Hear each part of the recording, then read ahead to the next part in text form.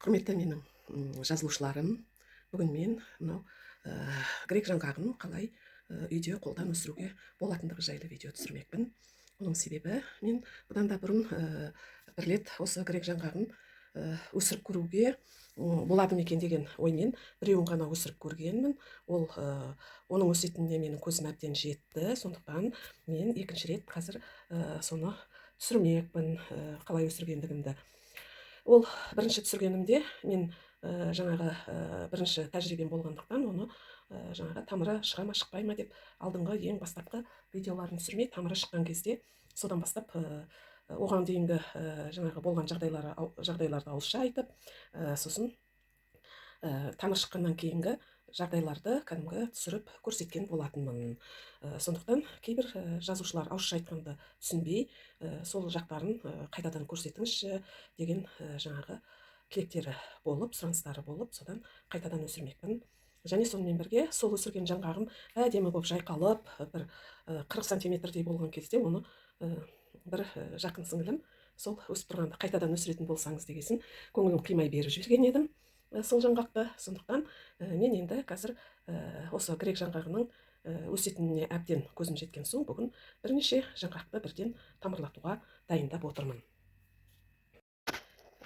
Мынау жаңғақ негізінде кәдімгі дүкеннен, яғни базардан сатып алынған жаңғақ. Сол жаңғақтың шетінен міне егетіндерімді мен өзім бірыңғай іріктеп алып өзге тарелкаға салдым. Енді осы жаңғақтарды мынадай кішкене шұңғыл тәрелкеге таза жылы су құйып алдым. Енді осыған калий пермангаменті, яғни бұны марганцовка дейміз ғой. Марганцовка мен розовый түс, күлгін түс болғанша жаңағы кішкене ғана тамызып салып жылы суға араластырып аламыз. Енді осы суға салып болғаннан кейін бұл тарелканың бетін жай ғана орамалмен, не болмаса кез келген тарелкамен төңкеріп, ауа кіріп тұрса да болады шетінен, бұны терезенің алдына, не болмаса шкафтың бір жақ шетіне қойып қоюға болады. Сол үй температурасында бұл жаңағы тұрып өзінің бойына суды әбден сіңіріп алады.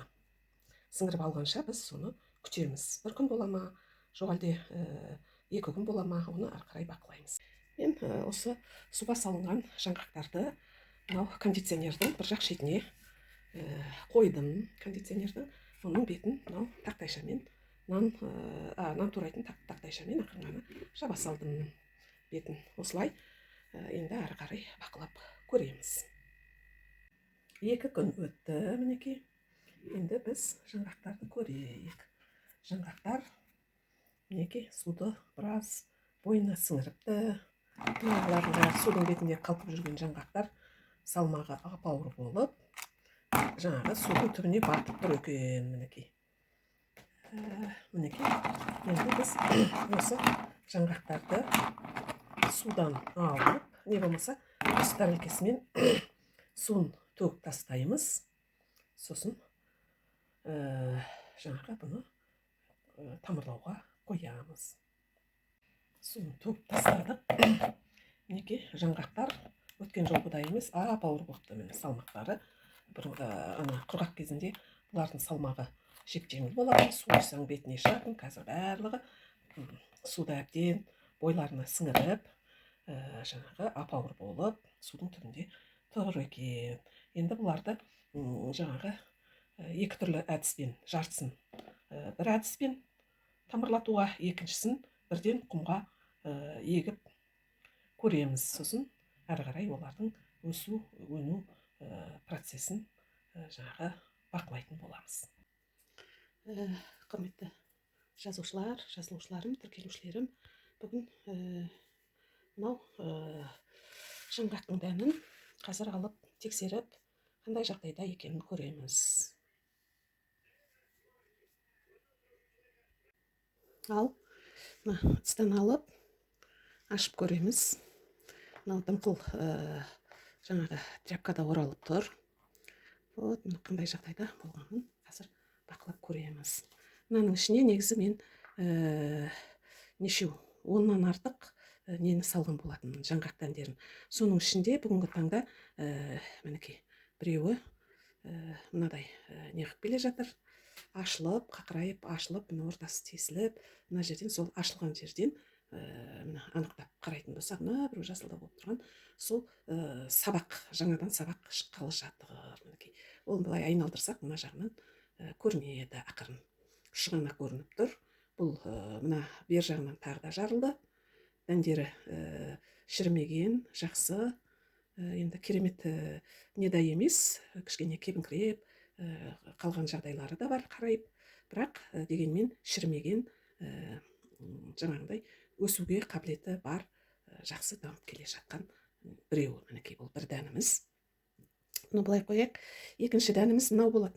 Міне мына дән, бұл жаңағы ненің ыдыстың ішіне салып атқанда қатты күш түсіп кетіп, содан бұл жарылып кетті былай. Енді қарасақ, бұлда дәндері таза, шірімеген, кепкен жерлері бар.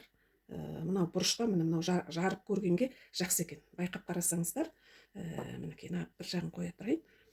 Байқап мінекей қарасаңыздар, мына жерден міне жасыл өскін шығып келе жатыр. Мынау жасыл өскін.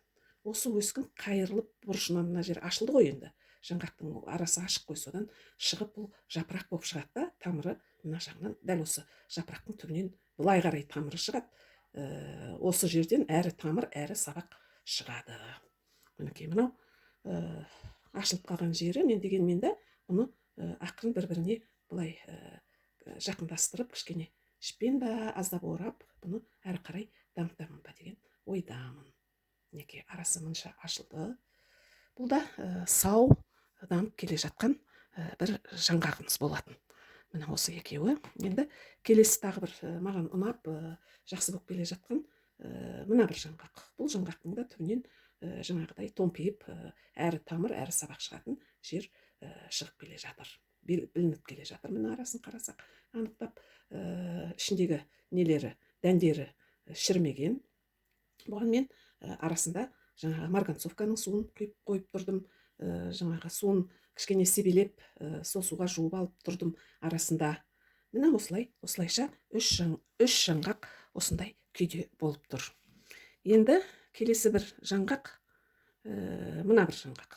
Бұның да арасы аздап ашылды.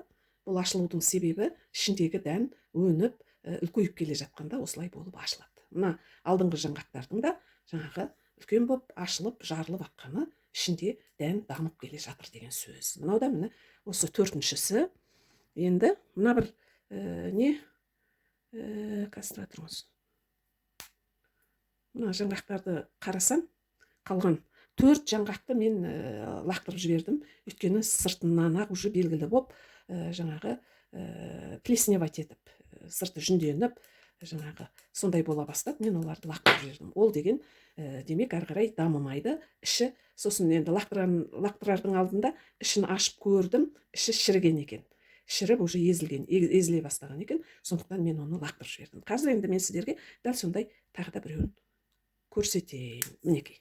Қарасаңыздар, мынаның ортасы шіріген, езілген. Бұл ары қарай жаңағы дамып өспейді деген сөз. Бұны лақтырамын, мінекей, мында саламын. Және мынау, міне, тоже плесневать етіп кеткен іші. Бұл да ары қарай өспейді. Бұны да қазір тастаймын. Ал енді, міне, мынау да, мана бәрін ақырын бақылап көргіп, міне, мынау да ішінде ары қарай өспейтін, дамымайтын, уже шіріп атқан жаңғақ. Бұлардың сырты сау болғанымен іштері шіріп жатыр екен. Бұл үшеуін нақты тастаймын. Ал енді мына екі жаңғақты кішкене күтемін. Егерде бұлар жаңағы ашылып, мына бір жерлері ашылайын деп тұрған сияқты ма, сондай міне. Көреміз енді бұларды да ары қарай іс бола ма, болмай ма. Бірақ енді мынау жаңағы ашып менің көрсеткендерім, бірінші алғашқы көрсеткендерім, бұлар шынымен де ары қарай өседі, дамиды деген ойдамын.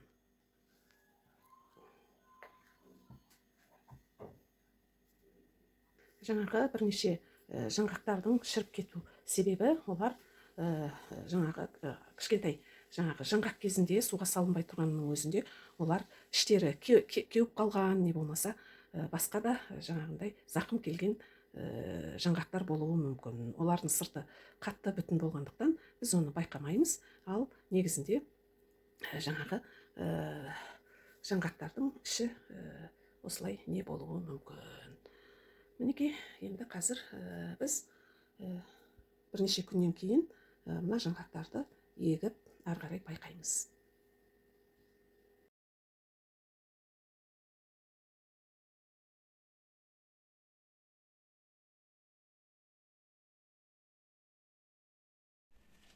Енді мынау жаңғақтың тамырлап тұрған жаңағы дәндерін мен жаңа марганцовкаға бір шайып алдым. Қазір соларды егіп, 3 ыдыс дайындап қойдым, соған 3-ін екпек ойым бар. Қазір міне біріншісі мынау. Мінекей, түбінен мынау ашылғандағы түбінен не көрініп тұр? Өскіні көрініп тұр. Сондықтан уже бұны біз былай егуіміз керек. Мінекей, тамыры астына қарай, өскіні үстіне қарай. Дайын уже мына жер. Сосын топырақпен ақындап, былай ақындап жаба саламыз. Асқана мінекей. Міне. Келесі жаңғақты тоже мен сіздерге айтқан болатынмын. Бір жаңғағым 2 жарылып қалған. Оларды да марганцовкаға салып, осы күйінде екеуін былай бір-біріне жақындатып қойдым. Бұны мен мына ыдысқа саламын. Байқаймын қазір өскіні. Өскіні былай келе жатыр екен. Өскіні мынаны тамырды мен былай қарай қисайған, тамыр астына кету керек, өскін үстіне қарай шығу керек. Сондықтан мен бұны былай егемін. Міне екеуі. Енді үшіншісі мынау әлі қатты несі тамыры көріне қойған жоқ, бірақ дегенмен тамырдың несі бар, ұшқыны бар. Сондықтан мен бұны тамыры қисайған, түпке қарай қисайған жағына қарай егемін. Бұлай қоямын. Бұны қатты көп басуға болмайды, өйткені бұның шығатын сабағы шыға алмай қалады. Сондықтан бұлай қырынан тамырды топыраққа батырамыз, бұны осылай ғана қоямыз. Сонда міне 3-і егілді. Енді мен оларға азот, фосфор, калий, магний тыңайтқыштары қосылған мынандай жапон тыңайтқышын ақырындап кішкене сеуіп шығамын. Тамыры тұрған жерге. Былай. Болды.